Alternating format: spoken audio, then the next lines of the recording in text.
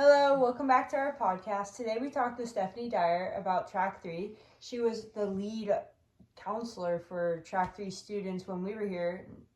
And had a program. Yes. But in this episode, she reveals we got some serious Hutchins tea in this thing that Wendy Ostroff will be taking over, which I think will be great. And then Stephanie wants to make a comeback and be a Track 3 advisor. Because she might make her comeback. We're her babies. Mm-hmm. But in this episode, we're not going to cut in like we did with Kevin. We felt that Stephanie covered a lot of what we're going to be talking about in the next 2 episodes. And she also talks about transfers, which I didn't know is a pretty new thing, but we all learned something from this podcast. Mm-hmm. But since we are all not transfers, we don't feel comfortable speaking on that topic. Disclaimer, Ryan wasn't in this interview because she got COVID from her students. The munchkins at school. From the gremlins. So we hope you enjoy this episode and us talking with Stephanie. So who are you? I am Dr. Stephanie Dyer. I am the chair of the Hutchins School of Liberal Studies. And I am also the Track 3 blended advisor for both four-year students and for transfers. Tell us about yourself. Where'd you go to school? How'd you end up How'd I end up here? I was so grateful when they listed a job that was connected to my area, because I've worn a lot of hats. I have degrees in a lot of different fields, so I'm very interdisciplinary. Yeah. So when I was an undergrad, I got a BA in English literature. I have a master's degree in communication studies. I have another master's degree in history and a PhD in American history.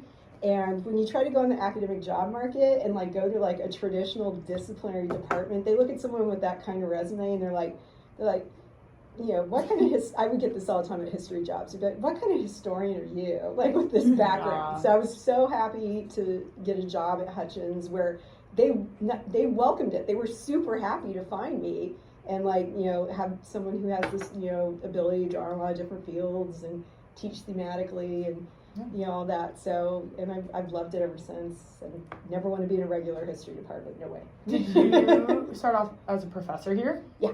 Oh, cool. Okay. Yeah, so yeah. Everybody in the chair position is a professor. Okay. So, how long were you a professor for?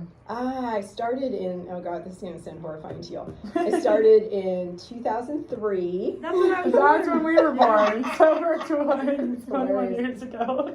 So when you were born, when you were a little baby, I started as a professor here, and I became chair in 2015. Oh, so you were about to hit 10 years. Yeah, and this is my last year as chair, and I'm stepping down after that. Okay. Well, good. It's supposed to be rotating. It's just that nobody else wanted to do it, so they kept voting me back in. I feel like the professors are kind of scared of us Track 3 sometimes, so that's, taking on us could be a big role. It can be very overwhelming. What are you planning to do? Are you going to go back to professoring, or? I'm going to go on sabbatical hopefully next year, and then after that I'll come back and I'll teach. Fun. Do you miss teaching, or? Not really. Well, I just feel like it's been a long time since I've been in a classroom. It's changed a lot, and I listen to faculty talk about all the differences since pre-COVID, and it's going to be a learning curve for me to get back into it. Yeah. Well, that's exciting. Yeah. What are the benefits of being in Track 3 compared to the regular pathway just a normal college student would take? Oh, well, I mean, you get done faster. Yeah. You're going to get out, you're going to get employed, you're going to get in a classroom, you're going to save a lot of money on tuition to take that pathway. I think that our credential program here at Sonoma State is really good. I think they do a good job with student teaching placement and making sure that you are hooked up that way, because it's a small program and they can give you a lot of individual attention versus if you were to go get your credential. A lot of Track 2 students don't stay at Sonoma State. They go off and they do credential at a variety of universities, and sometimes even some online universities actually. But I don't know that they're quite getting as much of individualized attention and help through the whole process of becoming a professional teacher. So I think that's one of the brilliant things about the blended program is that it, at least from my side, I get to watch y'all develop from being first year baby college students into amazing teachers yourselves. I know, we're lucky that our last year is your last year. Yeah. For sure.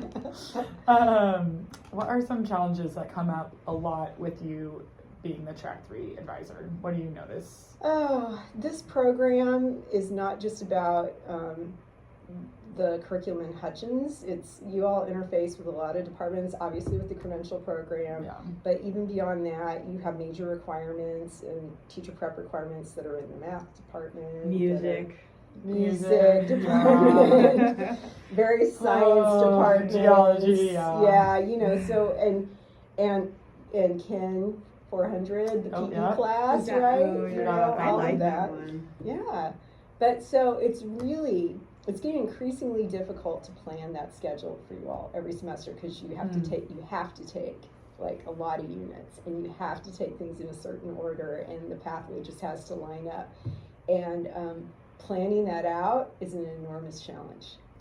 It's an enormous challenge. Signing up for those classes is an enormous challenge. I can't imagine imagine planning it in a 4-year scale, like vision, like one semester. I'm like, oh my god. And because nowadays too, because since we've added in the transfers, which we didn't always have that. Really?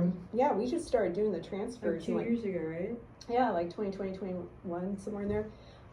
That's a whole other level. They're coming in theoretically with things done, but if they're missing certain things, I got to figure out how to wedge it in there too. And so there's usually, I'm trying to plan schedules that work for 7 cohorts of blended every semester. Wow. And make sure that everybody gets what they need when they need it, and that the whole thing lines up. That's crazy. And so, I try my best. Occasionally I mess up, and then, something might slip through, and I don't even know it until you all are registering, and you're like, help me, I can't get a seat in this. It's directly conflicting with this other thing I need. And then we try to figure it out. But I'm trying to avoid those scenarios as much as I can. That's fair. I mean, you always figure it out. I'm so thankful. We always have. I've never had an issue with games. I've never had an issue. The only worry I had was what core class theme I'm gonna get, which I'm gonna get into a core class. I just wanted the death and dying class, which I got into. But I was like, thank God, because I always have a seat. But those are Hutchins problems. So everybody in Hutchins is having that problem. Yeah. No, I know. Yeah, you just always emphasized on those Zoom meetings about what we're to take. Sign up early, sign up as fast as you can, and I always never had a problem. So I was listen to Stephanie. I know. I am the younger Track IIIs will ask me questions. I'm like, Stephanie, I've made it this far because of Stephanie. So she knows what she's doing. Yeah, not gonna lie, I'm a little terrified what's gonna happen next year when I go on sabbatical, because Track III's a lot. It's a lot. And the program as a whole. Not sure. I know who I'm handing it off to. Okay. Yeah. So, and I'm probably gonna try to get it back when I come back, because I feel like it's my baby, and I help just Track III. Yeah, just Track III advising. But we'll see. I mean, it's gonna be just learning how to be chair. Wendy's gonna come in and do the chair job. Yay! That's so exciting. She's gonna be an amazing That chair. makes sense, actually. That makes a lot of sense. That's fun. Yeah. But she's going to have her plate full just learning how to do the chair piece, much less the blended piece. So I don't know. We'll see. We're needy, so that will be fun. Yeah. You just talked about how some of your new baby Track IIIs are a little struggling right now. What's the biggest advice would you give for them, or an incoming Track III?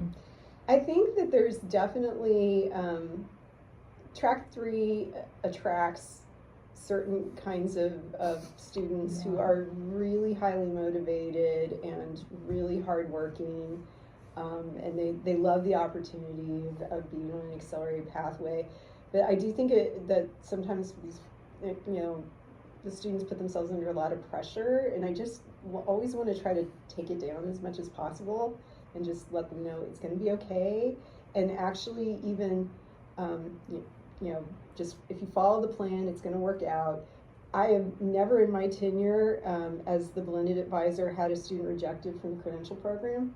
Never. I think in the long history we've had maybe one, but that was in the pre times. That was when Donna was here and doing advising.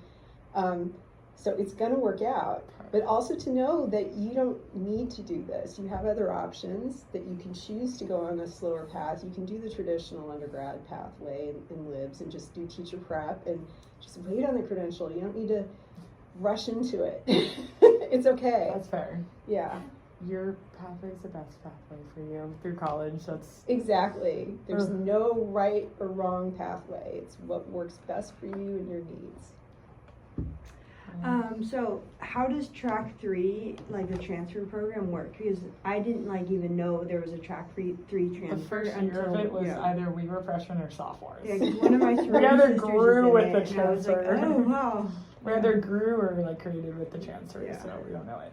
Yeah, so it's meant to be. It's designed for students who are coming from a community college who have gotten an ADT in elementary teacher education. So the classic transfer pathway is for someone who's done all that. So that means they've completed their lower division GE pattern entirely. They've also taken a lot of teacher prep stuff that you all would have done when you're first, second year, the science classes and some other things. So that's who we designed it for. That's how we got it approved. Was saying that it's for these ADT students. In reality, I think I've maybe had now, because now we're in our third cohort of these folks, maybe one or two that actually had that ADT, and we're taking folks who are just junior transfers. They have to have certain things. They have to have 6 units done. You hope they've had most of their GE done, because they're just not going to have any room to make up a lot of missing stuff. But so there's ways you don't have to have the ADT. You come in. I always tell when I get folks who are reaching out and they're thinking about applying, I was like, don't worry about that. It's okay. You come in, we'll make room, or there's ways in which you can pick up some missing pieces, from the pathway. You can always take summer classes or community college class online, that kind of thing. But it basically drops them into just the upper division Track 3 libs major. So the core seminars, they're all taking those. They're taking the Math 300 AB, they're taking Chem 400, they're doing those pieces, that upper division piece, and then they're going right into the credential program. And for them, what that looks like is that their first semester at Sonoma State, they're applying to the credential program. Oh, wow. It's Gosh, boom. I remember that credential application. That was scary. What was that, sophomore year? Yeah. Usually sophomore year. I was.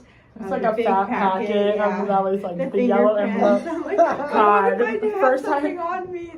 First time getting fingerprinted, Yeah. and now I've been fingerprinted, I think, 6 times. Yeah. Oh, geez. That is probably, I think, the single biggest headache about the blended track is all the fingerprinting. All the fingerprinting for credential program, for the app, For work, if you want to do if something. you want to work with Yeah. children, and subcards. Oh, Yeah. yes. They're doing this now too. This would probably have been past your class for anyone who's doing your volunteer hours, your 45 hours, and they have to. No, I had to do it Yeah, for I did. for Evergreen. Yeah, they're now the whole district is on this now, where they're fingerprinting for that. Sophie, you're not. Oh, You're not a felon. Oh, I went back. I don't went think back you're a and- felon. I went back home for it, so I think I got lucky. You're Yeah, you definitely lucked out, and it's and so I'm having to deal with that again with the baby first year blendeds who are all of a sudden their first semester in college. And they're in EDMS 100, and they're supposed to give you classroom observation, and they're being hit up to pay for fingerprinting to get a background check, and Side question. Yeah. I know I only got lucky with the 45 hours because my mom's a teacher, so I was able to go into her friend's classroom. For someone who doesn't have any of those connections, how what do you suggest they do? Should they reach out? Should they ask around? Should they ask maybe older Track 3s in classrooms? Or yeah, if you have connections to local schools and teachers who'd be needing volunteers, yeah, that's great. That's because we're always looking for those leads. Because right now, I mean, Billy's been networking people with because of her children. because of her children, and getting access that way. Or there's a website that they can put in for information at the district. But I mean, that's really kind of random where they're going to get connected in. From I was that's how I got placed in the school Chloe and I teach at now. Is I did observations there, and now I'm placed there, and I love it. Oh, that's fantastic. Mm-hmm. I love Evergreen. I just knew my kindergarten teacher back home, and spring break was coming, but my wisdom teeth surgery was coming too, like right behind it. So I mixed both of them in together. That's kind of funny. I'm glad that worked out. Yeah. That's great. That's really funny. So what is the biggest advice you give to track 3 transfers compared to track 3? To the 4 years versus the transfers, I think that for them, they have no idea what Hutchins is. Okay. So they come in here and they're here and they're very, professionally minded, and they know they want to go through this, accelerated pathway, and they're thinking about, they're already eyeing exit. They're like, Right. I'm going to get my bachelor's in liberal studies, I'm going to go get this teaching credential, So they didn't sign up to be here because they like seminar and because they want to be in discussion and, because they like the interdisciplinary thematic way of teaching. That's not the draw. And so I think there always has to be this kind of education process to get them up to speed, to understand what it is. There's a lot of that heavy lifting is happening in the 302 class, which is the intro for the transfers. Okay, so they have their own class. Mhm. Okay. Yeah. Interesting. So they are like their own little cohort, like we are. Yeah, that's cool. Yeah, they definitely are, and they tend to be smaller too. Like I think typically, like when the 4 years come in, I probably start off with about 20, 25 sometimes the first year, and that usually when I was down. I was like, yeah, our cohort's like 9. Yeah, you're the tiny, and because you were the pandemic. We were the cohort. pandemic So I think cohort. you really are like my tiniest one for the 4 years.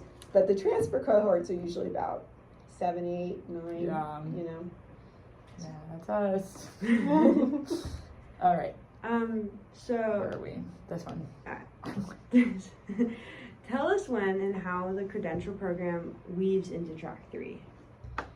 That always happens in the third, for the transfers, it happens in their third semester. They're going to spend their first 2 semesters doing the liberal studies, upper division major, and then they go in, and then you start blending in those classes. It's blended is the name. And for you all, for the 4-year students, that happens in your 3rd year. So you go through that second year application process, and then you start doing it. So it's much gentler. I think like on your 4-year plan, you probably only had 1 credential class your first semester that you were blending in while you were doing your undergrad major. For the transfers, they have, I believe, 3 classes that they have to take, like in their first. They kind of go, they're really like, by the time they're in that 3rd semester, their pattern is 5 semesters. So that 3rd semester when they start, it's a bigger chunk.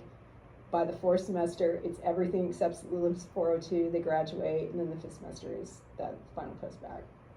So it very quickly on that pattern shifts. Where I feel like you probably feel more of the blending, like legitimately. Yeah. Like, Yes, now that we're at like all credential classes and then 1 Hutchins class, I feel that blend. It was a good blend too, because I can remember the first credential class I took and then slowly easing into it. Mm-hmm. What is one of the biggest things that track 3 needs to be aware of and to be on top of? Like a lot of it. There's a lot of things. What sticks out to you? Oh golly, I do think that one of the things I've been grateful for is that the state seems to be backing off of so much of the testing requirements for you all, which used to be the biggest. Rika leaving this year. Yeah. But us still in having I know to we take still have to it. do Rika. Oh But no, I'm sorry. I'm not worried about it at all. But like, Calci basics. I would say even before you all, back in the day, there was a time when everybody in blended had to take the CSET.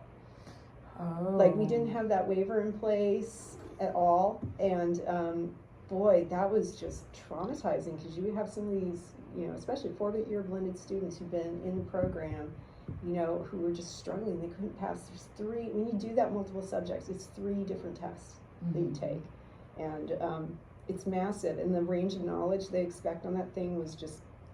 I don't even know how people passed it. I think you just had to cram. You had to get like a study book and cram, or do that kind of thing and hope that you get the right test that's going to cover everything you actually cram. That's actually a good question. What is the grade you have to get to technically test out or grade out of the CBES? CBES is gone too. Oh, is it completely This is part of what Is it CSET? CSET, you all have a waiver. That has been in place since, I want to say like 2019 as the waiver came in here. And then the state even went beyond that and said the liberal studies bachelor's degree waives it. Like, so it's not even about your coursework and your grades anymore. But then there was still CBEST. And then they moved into saying like, but you can meet it with coursework. Everybody back in the day also used to have to take CBEST and pass it. Oh, wow. Yeah, no, it was ridiculous. All these tests like of subject matter knowledge. And then just this past summer, the state legislature passed a thing saying I got that email. Bachelor's degree fulfills the CBEST. Nobody has to take this dumb test or show coursework. Finally. Thank goodness. I know. So, and that's great news too that they're getting rid of RECA. Like that was yet another hurdle. Yeah, it's like it sucks for us because if we fail our RECA, we have to come back and reduce CalTPA too. But luckily for our point of our project, you don't have to worry about the CBEST, CSET, RECA. You just have to fully embrace Hutchins. Yeah, which is nice. But when it comes to like Track 3 in general, other than the test, what does it like stick out to you that you need to just like have on your radar?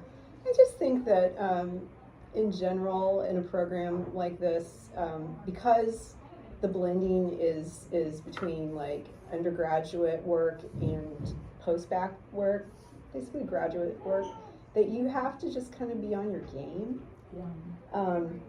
And especially, it's not like they're looking for like a certain GPA necessarily to admit you to the credential program, but once you're in it and you start that blending, they start looking and they start wanting you to, you have to make a B in all of your classes. You really have to be, conducting yourself in a very kind of dedicated, professional, and responsible way. Yeah.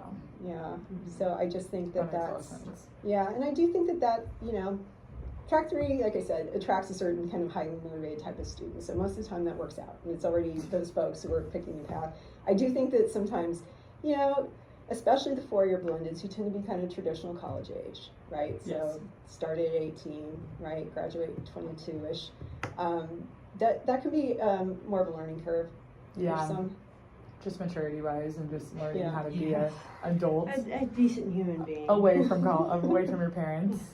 Less of that with the transfers. The transfers tend to be a little older. That makes on sense. average. Yeah.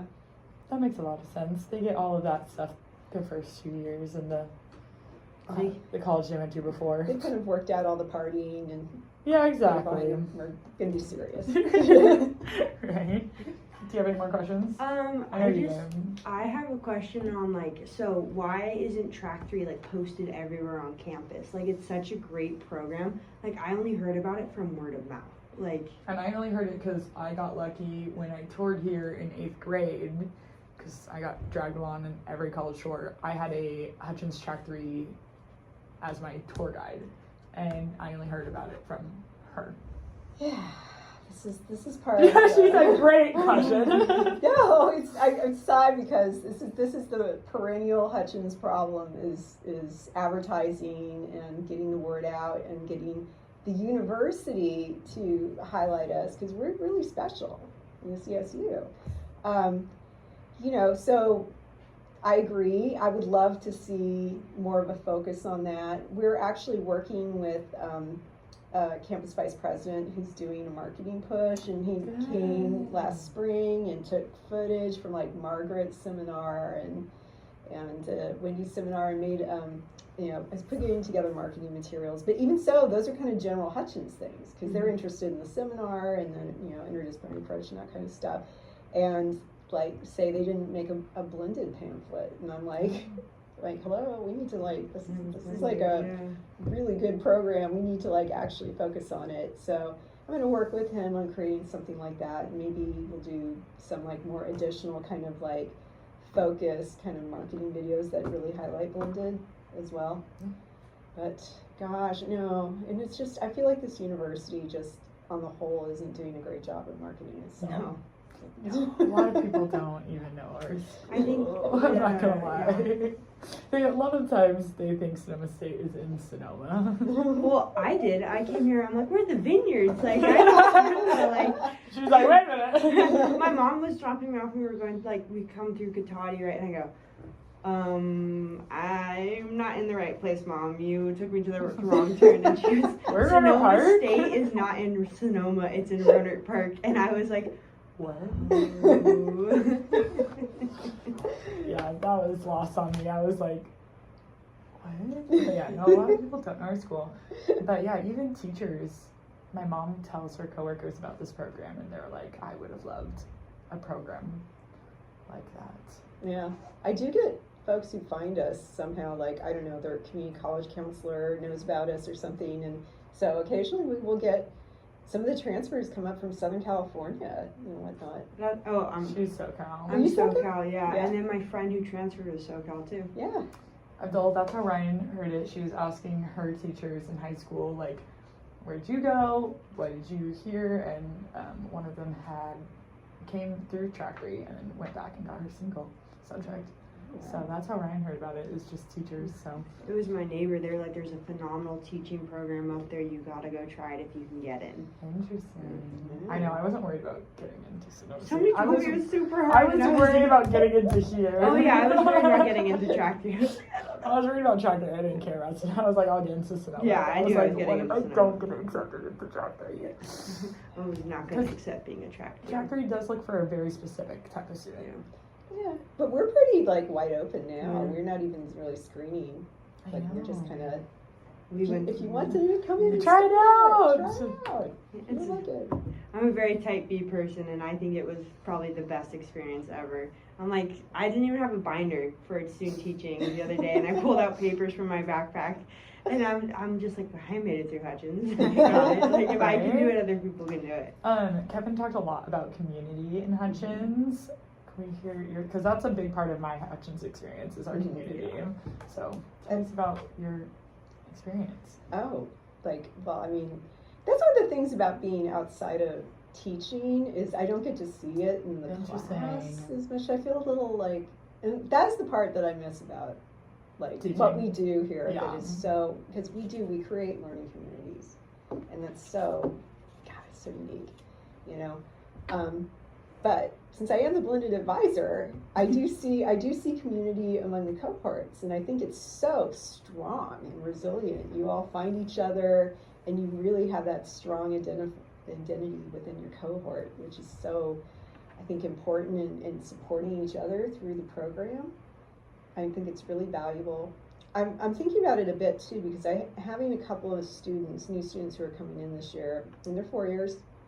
Well, they're supposed to be 4 years, but they're coming in with a lot of, you know, they have dual enrollment, and they have a lot of G credit, and they're sort of, you know, chomping at the bit to maybe, like, accelerate their pathway. And not, I did that a little bit, not gonna lie. I was the person who took summer and winter courses. Yeah. Not me. I enjoyed it. It's Yeah. great. But they're like, I mean, this is to the level of, like, say, they're in 101 now, but they're going to maybe not they're not going to necessarily do 102 or 201. That's and the foundational stuff is the important stuff. That's where you build community. I think, Exactly. the most. And this is what I'm worried about, is if you, I mean, I understand why they want to accelerate the pathway, and sure, if you have that gen ed, I get it, but they're going to be missing this piece of, like, really forming that bond with the cohort. Yeah. Yeah. I mean, I feel like it was maybe the first, like, semester in Track 3 knew who we were, and we had, like, a Snapchat for a bit. Yeah, we know who now we we are. have a group chat where we're Now that we texting, shrunk like, down. coming now together. that people Just have dropped 9 of us, tracks, yeah. we now have a group chat, and even all our student teachers we work with are Track 3s. Yeah. Mhm. Not just, it's so nice. It's so nice. We just know each other. We just know.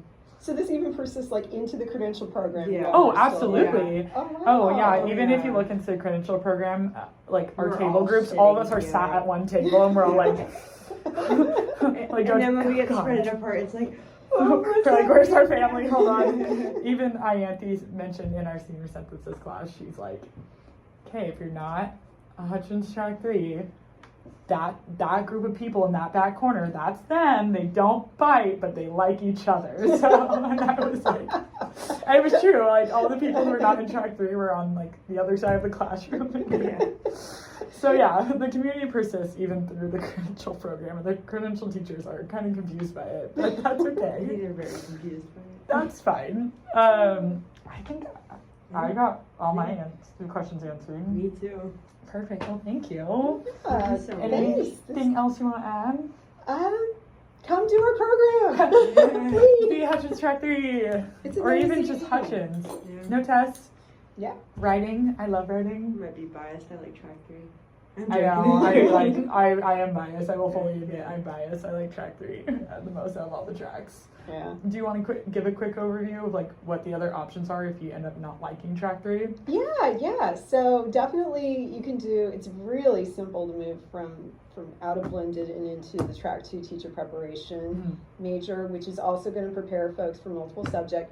Or, as I like to always plug, because it's really varied, people really don't know, special education. Yes. It actually, it's considered subject matter preparation as well for that. You won't have to take a CSET exam Beautiful. to do that, so that's, and you can work at a slower pace and you can do a lot of things when you're, track 2 is so great because of the flexibility. You can like pick up a minor, you can double major, you can do study abroad. There's like just a lot of things you can do while you're in track 2. And just, work as little as you want. You can be 12 units and be full-time. Like, That's true. yeah, which crazy. can't do that in blended. No, I did want to make sure I got my rules right. But with blended, you have to obviously take a certain amount of units. Usually it's like 16 or 17 plus. Mm-hmm. You can't travel abroad. Nope. And once you drop tracks, You can never. you cannot go back to track 3. No, it's just really difficult because of that credential blending piece. And that's why you can't do study abroad, is because you all have to be here for the in your credential. juniors for the credential program. And you can't, like, once you go through that admissions process, it's like if you don't accept it or you want to drop out after a semester, you can't go back. No, you really can't. Yeah. So You missed too much. Yeah. that makes sense. But we even have, like, just to give a shout out for track 1, because I feel like it's our, it's our classic Hutchins, but it's incredibly flexible. We do get some blendeds who, have an epiphany and they're like, I don't want to do this multiple subject thing. I want to, aim a little older, do a single subject. And sometimes, depending on what it is, I feel like the responsible thing is to say you need to go major in that. Especially some like, you're going to be like, the high school math teacher or the high school English teacher. I'm like, you really should go do those programs. They have CSET waivers in place for their pathway. But there's a lot that actually work well that you can be a track 1 interdisciplinary studies, which is just our core, and kind of, a do-it-yourself pathway so that you can put together your own program that prepares you for going into single subject credential in that area. Social science is great with that. Foundational math, foundational science is really great for that. Art, I feel like had some folks who are interested in doing that, art and music. Yeah. I remember working multiple decision days with you, and you were always like track 1 for my single subjects. Mm-hmm. For sure. So yeah, it's like the opposite end of the spectrum. Yeah. But thank you. I appreciate you taking so the time to much. meet us. Oh, yeah, no, this is super fun. I know, and we got first hearing that you're stepping down because you've been our lifeline for the past 4 years. So. I don't want to cause panic. And I'm going to be here through spring. Beautiful. So, We graduate this semester. So we'll do a nice easy handoff. Like Wendy's going to shadow me next semester. Fun. So we'll all set up. It'll be fun. Yay, that's so exciting. Well, Yeah. thank you. Thank you so much for watching this episode. We could talk with Stephanie Dyer about the track 3. She knows mostly every single thing about track 3 and like has it locked in. She knows all the nooks and crannies. I actually learned something new about track 3 and I'm almost done with the program. So, you learn something new every day, and Stephanie is usually the one who teaches me something new about track 3. And she's still here for a little bit longer until the end of spring semester. So please, if you have any more questions, do not be afraid to contact her. Otherwise, please contact Wendy Ostroff, or if you have any other questions about Hutchins in general, Billy Johnson might be your best bet. Or DM the Instagram. Yeah. DM the Instagram. It's ran by Hutchins students and Kevin. Stephanie will hopefully be back. Her plan is to come back and teach, which I've never experienced her as a professor. So that'll be fun to hear as an alum of how she is as a professor. But we're super lucky we got in to to Stephanie's very busy schedule. Wendy also has a very busy schedule. It's hard to catch them. Oh, yeah. But yeah, Thanks for listening. We'll see you. I think it's just us next episode. Oh. All right. It's just us next episode. We'll see you next episode. Bye, guys.